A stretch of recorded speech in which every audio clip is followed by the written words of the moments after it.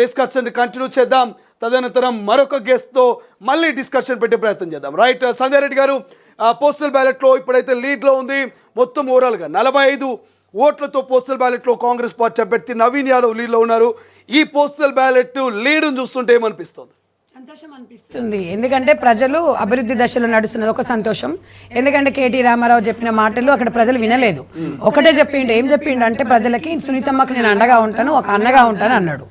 అది సెంటిమెంట్ రాజకీయం చేయనికి పోయిండు. కానీ నిజంగా కూడా తన సొంతం చెల్లకే అండగా లేకుండా పార్టీల నుంచి బహిష్కరించిన వ్యక్తి ఇక్కడ సునీతమ్మకి ఎట్లా అండగా ఉంటాడు అనేది అక్కడ ఇక్కడ జూబ్లీహిల్స్ ప్రజలు కూడా వాళ్ళు కూడా ఆలోచించిండ్రు. ఎందుకంటే వీళ్ళ అబద్ధాలు, వీళ్ళు ఎంతసేపటికి డబ్బుల కోసము కకృతి పడి తెలంగాణ రాష్ట్రానికి దోసుకొని తింటారు తప్ప వీళ్ళు ఇక్కడ అభివృద్ధి పదం అనేది జరగదు అని. మేము కాంగ్రెస్ పార్టీ ఇది రెండో ఉప ఎన్నిక. కాంగ్రెస్ పార్టీ అధికారంలో కంటోన్మెంట్ కూడా చూసిండ్రు.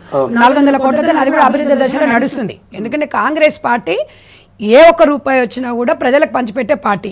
అదే బీఆర్ఎస్ పార్టీ పందికొక్కలాగా దోసుకొని తినే బీఆర్ఎస్ పార్టీ ప్రజల దగ్గర ఇంకేం లేదు, ఒక రక్తమే ఉంది. ఆ రక్తాన్ని కూడా పీల్చుకొని తాగానే దిశలో వీళ్ళు వెళ్తున్నారు తప్ప కాంగ్రెస్ పార్టీ అధికారంలో లేకపోయినా అధికారంలో ఉన్నా ఒకే రకంగా ఉంటుంది.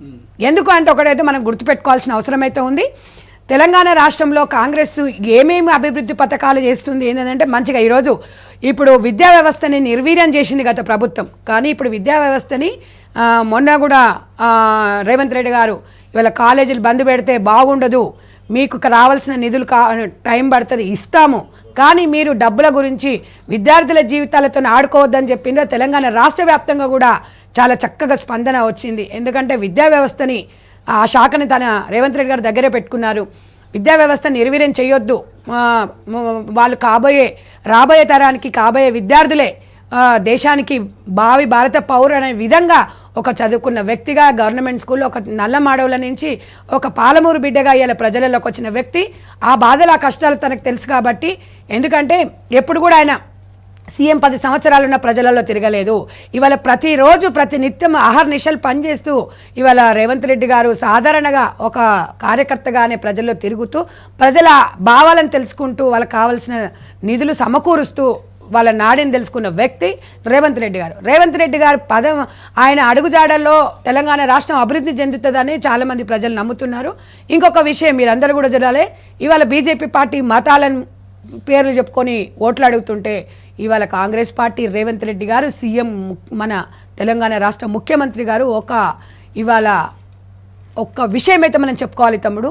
ఎందుకంటే ఇలా తెలంగాణ రాష్ట్రం కవుల నుంచి విద్యార్థుల నుంచి రచయితల నుంచి ఇలా తెలంగాణ అనేది వచ్చిందనేది ప్రతి ఒక్కరం గుర్తించాలి, కళాకారుల నుంచి.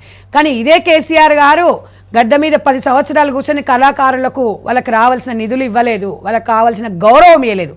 మరి అదే రేవంత్ రెడ్డి గారు ఇవాళ ఒక కవికి కానివ్వండి ఒక కళాకారుని కానీ గుండెల్లో పెట్టుకొని చూసుకుంటున్నారు అనేది కూడా తెలంగాణ ప్రజలు కూడా అనుకుంటున్నారు. ఇది ఏంటంటే దొరల పాలన అనేది ఫామ్ హౌస్కి అంకితం. మొన్న కూడా ఉప ఎన్నికలలో ఇంపార్టెంట్ వాళ్ళని ఫామ్ హౌస్కి పిలుచుకున్న తప్ప ప్రజలకు రాలేదు. అలాంటి వ్యక్తిని మేము ఎందుకు ఓటేయాలని ప్రజలు వాళ్ళే ఆలోచించుకొని వాళ్ళే ప్రశ్నించుకుంటున్నారు. ఇదే రేవంత్ రెడ్డి గారు ఇవాళ ప్రజల దగ్గరకు వచ్చిండ్రు, ప్రజలతో మమైకమైండ్రు, చేస్తాను అభివృద్ధి పథకాలు ప్రతి ఒక్కరు కూడా మేము చేస్తామని చెప్తున్నారు. ఆయన చేసేదే చెప్తారు. ఇదే ఇవాళ జూబ్లీహిల్స్ ప్రజలు పట్టం కట్టారని నేను భావిస్తున్నాను. మంచి మెజార్టీ రాబోతుంది, మంచి రోజులు రాబోతున్నాయి. నవీన్ తమ్ముడు ఈ గెలుపు ఆయన ఏదో అహం పెరగదు, బాధ్యత పెరుగుతుంది. 100% చిన్న శ్రీశైలం యాదవ్ అన్న వాళ్ళ కుటుంబం ఏంటంటే 10 మందికి సహాయం చేసి ఎడమచేయి కూడా తెలియకుండా వాళ్ళు ప్రవర్తిస్తారు. అలాంటి వ్యక్తులు ఎందుకంటే ఒక మంచి కుటుంబం వాళ్ళ ఇంటికి వస్తే ఫస్ట్ తినండి అనే మాట మాట్లాడతారంటే ఒక మనిషికి ఒక భరోసాలు ఇస్తారు, మా అన్న ఉన్నాడులే అనేది. మరి ఇదే సునీతమ్మ మరి మేడలలో మిద్దెలలో ఉండి ఏ రాత్రి ఏ కష్టం వచ్చిన ప్రజలకు అందుబాటులో ఉండదు. సరే, మంగాటి గోపీనాథ్ గారు చాప్టర్ క్లోజ్ అయింది, అదే దాన్ని పెట్టుకొని మనం నడవలేము.